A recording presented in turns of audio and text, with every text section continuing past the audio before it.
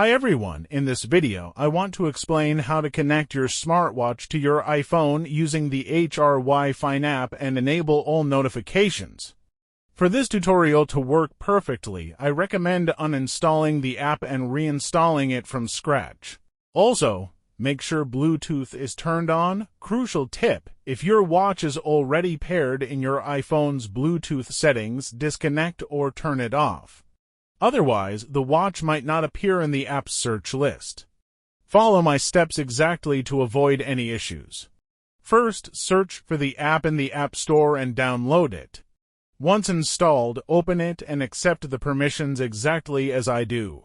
Enable location and Bluetooth.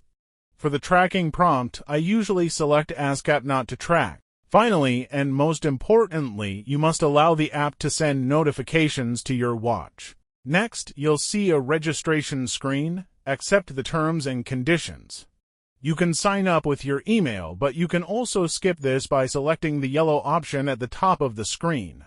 The app will generate a random username and password. I recommend taking a screenshot of this for your records, then hit confirm. The app will ask for your personal profile info. For now, I'll leave it as it is and just tap continue. Go to the Me or Profile tab and select Search Device. Tap on your watch to connect. If your watch doesn't appear, try this. Go to your watch's settings and look for Factory Reset or Reset. After resetting, try searching again.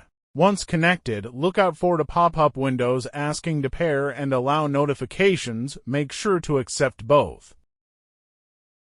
Now that we are connected, go to Device Settings, then Message Notifications.